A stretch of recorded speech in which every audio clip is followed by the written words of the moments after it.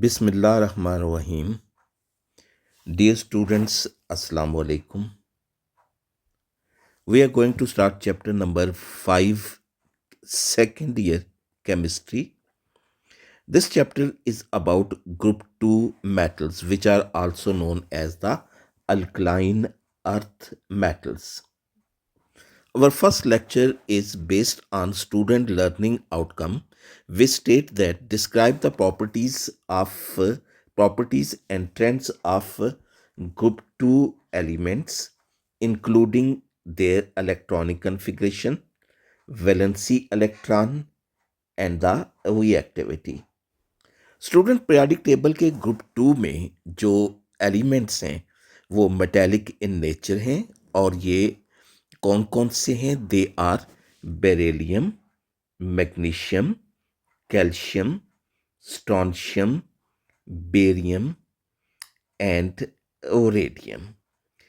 ये एलिमेंट्स जो हैं ये अल्कलाइन अर्थ मेटल्स भी कहलाते हैं और ये ग्रुप बेरिलियम ग्रुप भी कहलाता है। क्वेश्चन ये अराइज करता है कि हम इन एलिमेंट को अल्कलाइन अर्थ मेटल्स क्यों कहते हैं। तो सबसे पहले वर्ड अल्कलाइन। अल्कलाइन का जो वर्ड है ये डिराइव किया गया है अल्कली से। ये जो एलिमेंट्स हैं ग्रुप 2 एलिमेंट्स, इनके ऑक्साइड्स और हाइड्रो ऑक्साइड्स बेसिक हैं और ऐसे बेसिस जो वाटर सॉल्युबल हों वो अल्कलीज कहलाते हैं। यानी इनके ऑक्साइड्स और hydro oxides which are basic in nature are water soluble, that is they are alkaline in nature। और सेकेंडली ये अर्थ क्रस्ट में एग्जेसिवली पाए जाते हैं। इस वजह से इन एलिमेंट्स को हम अल्कलाइन अर्थ एलिमेंट्स कहते हैं। सिंपल वर्ड्स में कि these element form the alkalis, that is bases which are soluble in water, and secondly they are found excessively in the earth crust. Now the general electronic configuration of group 2 metals, group 2 element के तमाम element के outermost s सब shell में 2 electron पाए जाते हैं।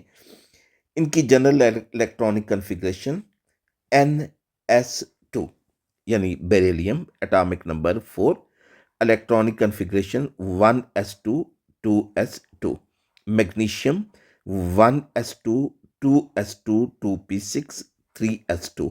इन तमाम element के वैलेंस शेल के एस सब शेल में 2 इलेक्ट्रॉन हैं। So valence shell electronic configuration of calcium 4s2, strontium 5s2, barium 6s2 and radium 7s2। इन तमाम एलिमेंट का इनर कोर नोबल गैसेस पर मुश्तमिल है और इस कोर के बाहर जो नेक्स्ट शेल होगा उसके एस सब शेल में 2 इलेक्ट्रॉन्स मौजूद हैं। ग्रुप 2 एलिमेंट्स भी रिएक्टिव एलिमेंट्स में शुमार होते हैं और अल्कली मेटल या ग्रुप 1 एलिमेंट्स की तरह ये भी आयनिक कंपाउंड बनाते हैं और आयनिक कंपाउंड की फॉर्मेशन में ये अपने 2 वैलेंसी इलेक्ट्रॉन लूज करते हैं to form the ion with the +2 charge. तो जब ये इलेक्ट्रॉन लूज करेंगे तो ये रिड्यूसिंग एजेंट के तौर पर बिहेव करते हैं। Down the group in element की रिएक्टिविटी इंक्रीज करती है। इसकी वजह ionisation energy down the group जो है वो डिक्रीज करेगी, नॉट इंक्रीज। ये down the group ionisation energy ये डिक्रीज करती है। यहाँ पे वर्ड आप इसको करेक्ट कर लीजिएगा। This is due to decrease in the ionisation energy down the group. So group 2 metals are reactive elements and form ionic compounds in which they lose their outermost electron to form the ion with +2 charge They act as the reducing agent when they lose electrons or get oxidized. Down the group, these metals become more reactive. This is due to decrease in their ionization energy down the group.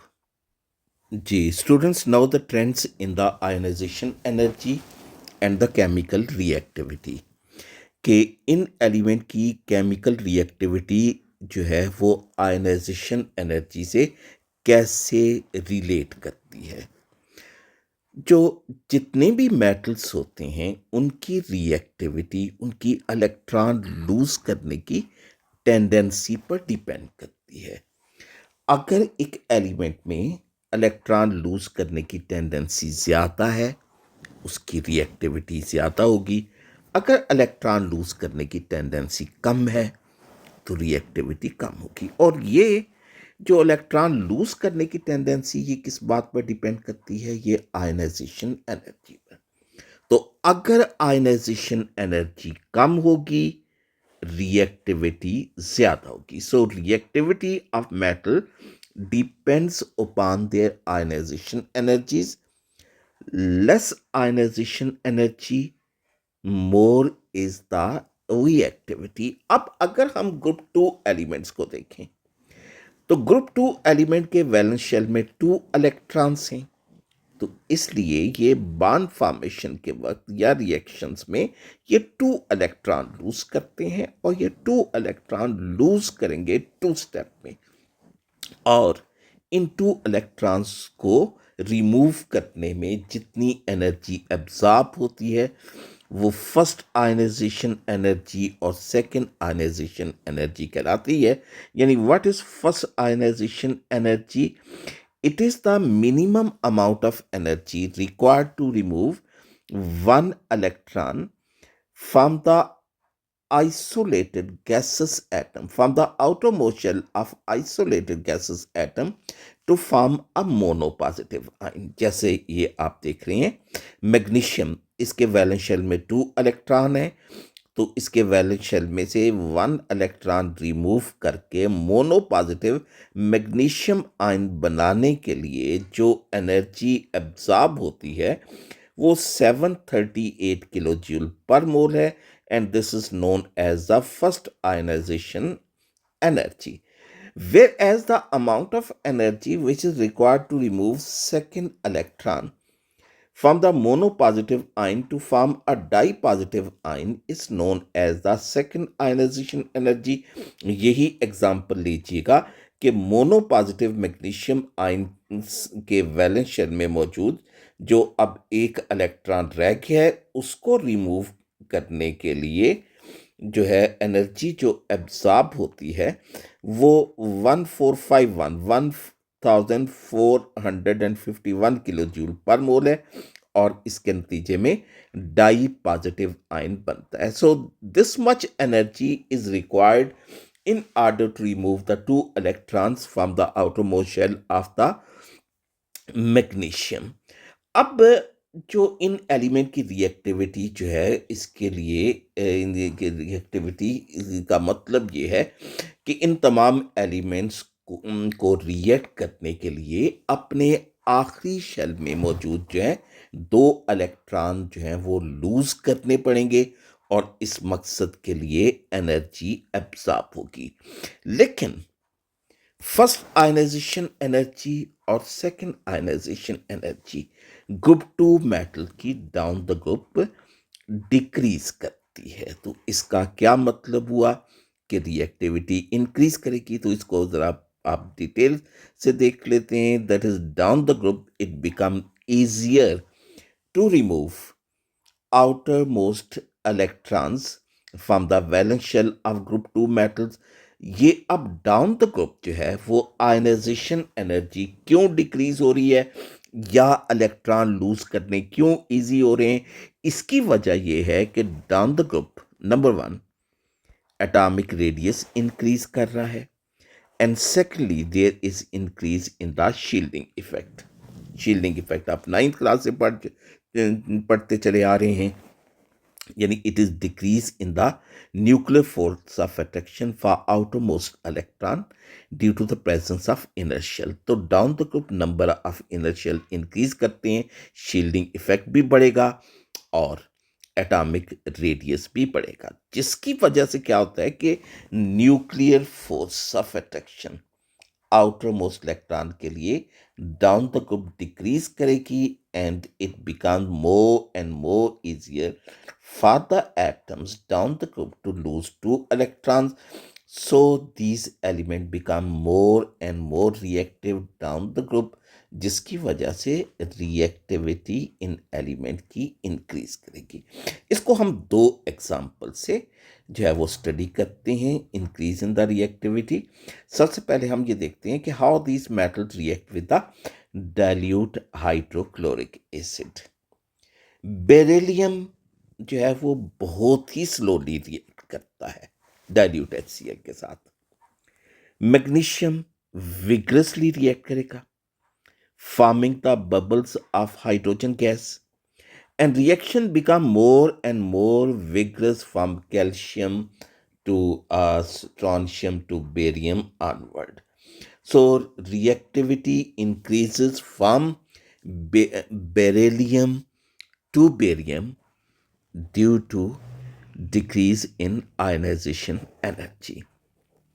Second example आप देखिए, oxygen के साथ reaction, beryllium oxygen के साथ बहुत slowly react करता है and that's only on burning. और बाकी एलिमेंट जो हैं मेटल्स हैं उनकी ऑक्सीजन के साथ reactivity down the group increase करती है, हत्ता कि बेरियम इतना रिएक्टिव है कि इसको ऑयल में स्टोर करना पड़ता है ताकि ये ऑक्सीजन के साथ रिएक्ट ना करने पाए, क्योंकि एयर जो है वो ऑयल में पेनिट्रेट नहीं करती और तमाम एलिमेंट जो हैं ये बर्न करके नॉर्मल ऑक्साइड बनाते हैं, बेरियम पर ऑक्साइड भी बनाता है। So this is the trend in the reactivity of group 2 metals which depends upon their ionization energies। तो रिएक्टिविटी का तल्लक क्योंकि एटॉमिक रेडियस से भी है, तो हम ये ऑब्जर्व करते हैं कि एटॉमिक रेडियाई इन एलिमेंट के डाउन द ग्रुप इंक्रीज करते हैं। रीज़न आप लोग जो है वो पढ़ते चले आ रहे हैं 9th क्लास से कि increase in the atomic radius down the group, this is due to increase in the number of extra nuclear shells and increase in the shielding effect, जिसकी वजह से nuclear force of attraction nucleus और valency electron के दरमियान इन जो है वो decrease करेगी और इलेक्ट्रॉन क्लाउड एक्सपेंड करेगा, resulting in the increase in the size of atom। और ये जो एटॉमिक रेडियस का इफेक्ट अब मेल्टिंग पॉइंट पर भी होता है। तो इन एलिमेंट्स के मेल्टिंग पॉइंट्स अगर आप देखें तो ये मेल्टिंग पॉइंट्स जो हैं ये डाउन द ग्रुप डिक्रीज कर रहे हैं। इसकी वजह क्या है? मेल्टिंग पॉइंट डिपेंड करते हैं स्ट्रेंथ ऑफ मेटेलिक बॉन्ड पे, और मेटेलिक बॉन्ड की स्ट्रेंथ जो है वो एटॉमिक रेडियस पर डिपेंड करती है, चार्ज पर भी डिपेंड करती है, लेकिन चार्ज इन तमाम जो है एटम पर सेम है। तो जो मेजर फैक्टर है जो मेल्टिंग पॉइंट को डिटरमिन करता है that is the atomic radius. Atomic radius increase करने से मेल्टिंग पॉइंट डिक्रीज करते हैं। Reason, down the group as the outer electrons go further away from the nucleus with increase in atomic radius, the attraction between the nucleus and the localized electron decreases and hence strength of metallic bonding decreases। और metallic bond की strength decrease करने से क्या होगा? Melting point जो है वो decrease करेगा। यहाँ पे हम ये एक चीज़ ऑब्जर्व कर रहे हैं कि मैग्नीशियम का जो मेल्टिंग पॉइंट है वो कैल्शियम की निस्बत जो है वो लोअर है, हाई होना चाहिए था। तो इसकी वजह जो है this is due to the crystalline structure of magnesium, जो कि इससे कैल्शियम से डिफरेंट है। जिसकी वजह से मैग्नीशियम का मेल्टिंग पॉइंट लो है। सो स्टूडेंट्स, हमने आज जो मेजर टॉपिक वो स्टडी किया है वो ये है कि ग्रुप टू एलिमेंट की रिएक्टिविटी इनकी आयोनाइजेशन एनर्जी पर डिपेंड करती है। अल्लाह हाफिज स्टूडेंट्स।